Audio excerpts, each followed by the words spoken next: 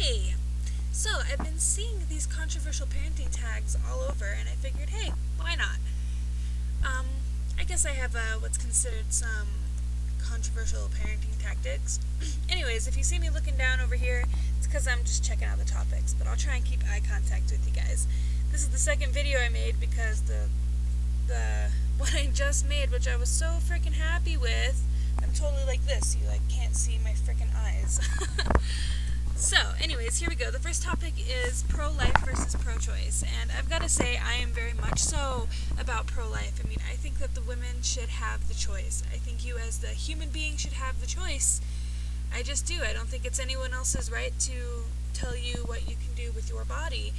And I think history has shown that if someone really wants to terminate their pregnancy, they will find a way to do it. And I think that, people should have the ability to access, clean facilities and be able to get it done safely, So, yeah. Second topic is baby wearing. I freaking love baby wearing. My sister totally gave me it's like a Moby wrap when I was just about to give birth, and it has been such a lifesaver. I mean, not only does she get that really close one-on-one time throughout the day, but I can do so much more. I mean, I can go hands-free. I can use both my hands and get chores done. I don't have to stop every 5 minutes and reattend to the baby. Plus, she loves it. I mean, she really loves it. She totally gets to see everything from my perspective, and from up high, and she really digs it. So baby wearing's a really cool thing to check out. Circumcision. Now, my husband grew up in a Jewish family, and obviously it's Jewish, it has Jewish origins or whatever, but we've both decided that that's not something that if we ever had a son we would do, just because it's really unnecessary. I mean, in our culture today, there's no reason to really do that. It was initially done for cleanliness, and it was really probably cutting edge for the time for human health and whatnot to prevent infections, but with the way our society is, we have running water. I mean, there's no reason why you can't teach your son how to properly clean himself, just like as you do your young girls. And plus it does damage. I mean, it does damage. It's removing a whole piece of skin. There's tons of nerve endings that you're destroying and removing down there. And is that worth it for the sake of just plain tradition? I don't think so. The next one is adoption, and I feel kind of strongly about this one. Let me check my camera right here, make sure you guys can see me. Yeah, I can't have my camera up, otherwise I'll just totally make the video like this. Anyways, yeah, adoption.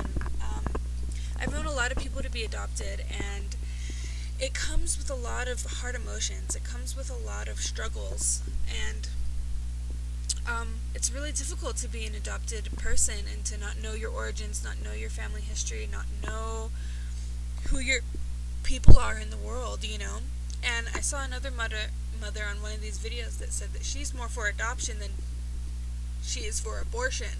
If you don't want your baby, go give it up for adoption. But I don't know if I fully agree with that. I mean, I still think that it's up to the parents to decide circumstantially what's best, but if you are going to go into adoption, all I can say is that you cannot put in too much effort. You can't go overboard with how much time and energy and effort you really put into finding the right home and really linking up your child with, someone that they're going to relate to. I mean, knowing that they come from you, you can kind of assume where you might want to be and what kind of family might you want to be with. Not the one that's paying the most, not the one that's the first, or necessarily the richest or whatever. I was going to say, and, if you're considering adoption, you got to pose the question of, how would you feel if this child came looking for you in 18 to 20 years, or is that something you're okay with? And if you are okay with that, when you go up for adoption, there's all kinds of national archives where you can put your name. Tata's learning to talk. You can put your name and whatever and say that you're willing to be contacted and, be there for your child still sometime, you know what I mean? So when they get curious, they can find this archive and put their name on, and sure enough, there's a match, I mean, it's really a big deal, and things, you need to put a lot of heart into it, and I don't think that it's always the best option just because you don't want to keep your child. next one is baby piercing. Now, I can totally understand why a mother would want to get her baby's ears pierced, her baby girl's ears pierced. I think it is really cute. I mean, I really do. I think it's adorable. But as for me, I wouldn't do it with my daughter, just one, because it's her body, and she, I think, should have the choice of doing that. I mean, odds are that the little girl's going to want to get her ears pierced. I mean, I remember when I wanted to get my ears pierced, I asked my mom, and I ended up getting them done 3 times because I never took care of them, and they closed up on me. But, I went into it on my own will, and had to learn the responsibility of taking care of my own ears, and had to go through the pain that I knew I was going through. I mean, I think it's kind of harsh to force a baby to get, the piercings, or a kid that's too young that will get one and doesn't want to get the other one, and you have to make them get the other one, It's like, when they can't really, or babies when they can't really even perceive that, why they're experiencing pain or anything like that, The next one is breast milk versus formula. Now, who isn't? Obviously breast milk. I think, isn't that common knowledge these days? Breast milk, yes. Please, you gotta try and find a way to breastfeed your baby. There's so much information and so much evidence supporting breastfeeding, not even just because of all the amazing nutrients that comes from breast milk, but because of the connection, the real intimacy and the comfort factor that comes for the baby. And for you, it's really magical. There's nothing else like it in the world, and it's a special thing. I lay with my husband all the time and go, man, I wish you could experience what it's like to be doing this with Zeta right now. She's so happy. She loves it so much. But it's special. It's special. It's a very unique thing that is just for the mom and the baby to experience together, and it's really great. Now, I know there are certain circumstances where mothers just can't breastfeed, and that's why I think formula is a really good thing, and I'm glad that we have developed it, and I'm glad that there's more studies and research and effort being put into making it better and better and better, and as close to breast milk as we really can. But again, I gotta say, even if you really wanted to, you can find ways to at least still get the breast milk to the baby. There's all kinds of donations. Just do your very best, and it's definitely something that's worth really going the extra mile for. It's not forever, and it makes all the difference in the world. The next one is spanking. Now, I grew up getting whoopings. My husband did not grow up getting spankings. We both got into trouble, though, so, But our home, we're not going to be spanking, and it pretty much, this is something I heard and that really sits well with me, and it's pretty much says how I feel about it, which is that it's not okay for a child to hit another child. You'll teach them that. And it's not okay for a child to hit an adult. You'll teach them not to do that too. And it's not really okay for an adult to hit another adult. Obviously, you get criminal charges for that. So why on earth is it okay for an adult to hit a child? It's not. It's just not. I'm sorry. That's how I feel about it. If you spank, by all means, but I don't think it's right. I think there's much better ways that you can go about teaching a child. And also, what are you really teaching your child there except for to submit, and fear? I think that a better way is to actually, it may take a little bit more time, but actually teach your child why a bad behavior is something that we don't do and why it's bad. Instead of just teaching them that they're going to get in trouble if they do it, you could actually teach them good behavior and the difference between good and bad,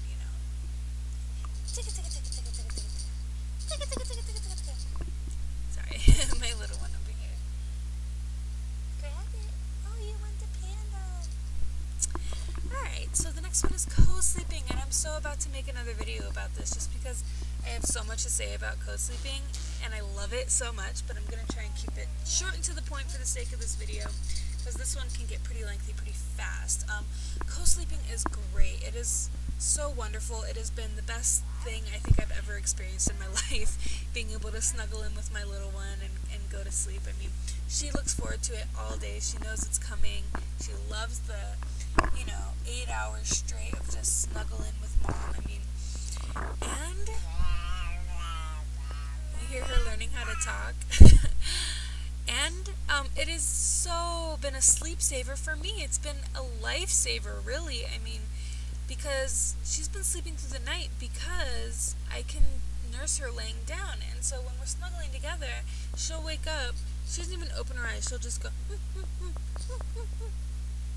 and it wakes me up, and then I pop my boob in her mouth, and we both fall back to sleep, like, right away. It really has saved me my sanity and allowed me to get sleep and Dad to get sleep. And for us, I mean, it wasn't really an option. We had to do that. We didn't have to, but we live in really small quarters at my house, and so there wasn't really room for a crib, and, I mean, it just kind of just was that way, but it really turned out to be a really, really good thing. And I wasn't going to squish my baby. I mean, I know that's people's fears or whatever, but I wasn't going to squish my baby, and I don't think that you will either. I mean, unless you're someone that goes to bed with alcohol in your system, if you drink a lot, or if you have to take sleeping medications, or if you're on, medications that maybe affect you heavily, you're not going to squish your baby. Odds are, I mean, really, I really feel like we need to have more faith in our womanly intuitions here and realize that, you'll wake up. And it's not like your baby's just going to sit there and, like, get suffocated. I mean, they'll cry, they'll start squirming around if you do put your arm on them, or if they get uncomfortable, they'll move around and let you know and wake you up, unless you're, like I said, sedated. If your baby starts kicking and going like this, you're going to wake up. I mean, I wake up if my husband does anything like that, so, yeah, co-sleeping has been great. Next one's homeschooling versus public schooling versus private or charter schooling, and, I really feel like there's pros and cons to both. What I've decided that I'm really feeling like I'm going to do for her when she gets to the right age, I mean, I'm thinking public school, or I might do homeschool. It really just depends. It really just depends, but I'm thinking of doing a combination, especially when she gets to, like, middle school and high school, and, when she gets a little bit older.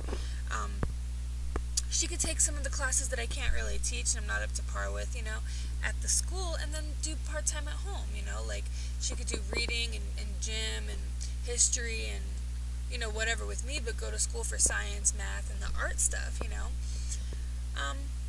Yeah, and the next one is vaccinations, which I feel for me kind of ties into the homeschooling topic too. Now, right now, Zeta's 6 months old. She's currently not vaccinated, and I haven't chosen to get her any vaccinations simply because I don't really feel like that's the best thing to do right now. How do I say this? I'm not totally against them, per se. I mean, I'm fully vaccinated, her father's fully vaccinated, but what I am sure about is that I'm not going to get her vaccines until I'm fully confident in my decision, you know what I mean? And as time goes on, I might be able to get to that point where I feel confident enough that I can go and I can do it with no regrets, but I'm not willing to take that risk until I feel that confidence. And also, if I don't ever get that confidence when she becomes school age, I mean, that might get in the way of public schooling. I mean, I know that you can do waivers, but who knows how that's going to be in 20 years. Or I guess 10. But also, it would put her at a higher risk. If I didn't want to get her vaccinated, then throwing her into the public schools, big slurry of sickness, might not be something that I want to do. But vaccines, man, that's something I think about every single day right now. And, right now I feel like she's pretty safe. I mean, me and her father both stay at home. We don't really go out much. We don't have company over a whole lot. I take all my I do all the protective measures when going to the grocery store. I wipe off my stuff. We're in a pretty clean bubble, I feel like, and she's not out a whole lot. As she gets older and things change, whatever, it's open for discussion. But, yeah, not currently at all. Medicating children. Now, I can see several different ways that you could consider medicating children. Now, if your child has, like, a really serious disease, like epilepsy or, something like that, I mean, by all means, give them the medication that's going to help them and give them quality of life and prevent, like, trauma and catastrophe and stuff like that. But behavioral stuff, I mean, giving your kids ADHD medication, giving your kids sleeping medications, things like that. Like, I don't agree with that. I think that's way wrong. Zeta's father, my husband, was put on ADHD medications when he was like 6 years old. I mean, I don't know if you guys have heard about the 80s ADHD boom. I mean, I have so many friends and people that I know of that were put on these medications as children that obviously do not have these diseases. I mean, and even if she did, I mean, medicating them is not the way to go. Not the way to go. I think that it's wrong. Personally, you shouldn't be introducing things to your child's. Just like I wouldn't get her pierced because of her choice to affect her own body. I feel the same way with medications. Those things can change your chemical biology for the rest of your life. Really. And as for behavioral, I mean, really, aren't children allowed to be children these days? I mean, I think that it takes a level of responsibility to be able to accept your child as an individual person. I mean, and with their own individual opinions and their own individual style. Just because you want them to be this way doesn't mean that they're gonna be that way, and doesn't mean they should be that way, and doesn't mean that you really have the right to try and force them chemically to change and be the way that you think it's supposed to be. But like I said, if it's a real, problem like autism, if there's, I'm not really full up to par on autism, but if there's something you can do to actually improve the quality of life where Western medicine is actually helping and it's good, clear motives and it's really going to produce some better quality of life, then yes, I think that's okay. Antibiotics, I think, should be avoided at all costs, but I'm not against them for use when it's necessary, And same thing goes with over-the-counter medications. I mean, I don't think that I should be giving her a Tylenol every time she feels not good, but if she's really got a high fever and it's becoming, like, dangerous, yes, give her the Tylenol, bring her fever down. I mean, try and be reasonable here, but, my opinion is avoid it as much as possible. I mean, it's not good for your system, it's not water, it's not something you should be consuming lots of, The next one is cloth versus disposable diapers, and I personally, the cloth diaper I have since she was about a month old, or about 3 weeks old.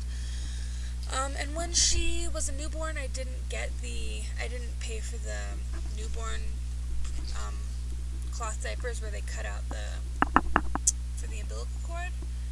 And I noticed that she was getting really bad rashes, and the rashes were actually in the shape of the mesh on the bottom of the diaper, and what it really looked like to me is the chemicals that are in that diaper that are there to absorb the pee and whatnot they were absorbing the pee, yes, but they were also sucking all the oils and moisture out of her skin and giving her bad chafing, and it was really not good. And not to mention, it's bad for the environment. I mean, a baby goes through how many freaking diapers? A lot, and they take hundreds of years, and I can only guess on numbers here. There's a lot of babies being born every year, and all of them are pooping, and all of those diapers, just our generation alone with all the babies that we're going to make, you're talking about a lot of diapers that are going to be here for hundreds of years. I mean, whoa. Anyway, so, yeah, that's how I feel about it, and plus it's easy. I mean, I'm a young mother, I'm poor for the most part, and, it's doable. It's so doable. It has saved me so much time. I have gotten 80 diapers for $120, and I've had the same diapers. I wash them when I wash my laundry. It costs me a total of, I think I've done the math, $12 max to clean her diapers every month. That's how much I spend on diapers every month. It is such a big deal. And I don't even have my own washer and dryer. I use my apartment public laundromat. Like, I haul them even over, like, a block over that way. And it's still easier. It's so something that's doable. And if you're considering it, really don't think that it's too much that you can't do it, because it's so easy to do. It just is. It's really not that much more effort than, oh, we're out of diapers, need to get in the car, go to the gas station, get gas, go to the store, buy the diapers, take them home, put them away. When you're doing cloth diapers, it's, okay, change your diaper, throw it in with the laundry, you wash them when you wash your laundry for the week, you fold them and put them away. I mean, and then you always have one there. Just as easy as you go to a disposable, you can go to a cloth. I mean, it's really doable. And the next one is the cry it out method, and this is going to be the last one, but this is one I feel really strongly about. I am so against the cry it out method, and if you do this, fine. I'm not trying to say you're a bad parent or anything like that, but maybe consider a few things while you do it, because the way I look at it